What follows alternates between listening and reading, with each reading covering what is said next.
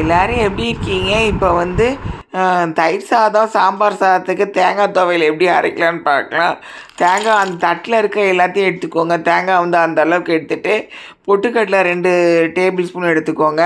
2 மிளகாய் வத்தல், 1 ஸ்பூன் உப்பு, கொஞ்சம் பார்க்க புளி கொஞ்சம் எடுத்துக்கோங்க. தேங்காய் வந்து அந்தளவுக்கு எடுத்துகிட்டு அதெல்லாம் வெட்டி உள்ளே போட்டுட்டு அதெல்லாம் அரைச்சிட்டு தண்ணி வந்து 2 டேபிள் ஸ்பூனுக்கான ஊற்றிட்டு அரைச்சி எடுத்துக்கோங்க. அரைச்சி எடுத்துகிட்டு நல்லா தண்ணி கணக்காக அரைக்காமல் நல்லா கட்டியாக எடுத்துகிட்டு இதுக்கு நேரம் ஆச்சு. சமையல் தமிழ் சப்ஸ்கிரைப் பண்ணுங்கள். நன்றி.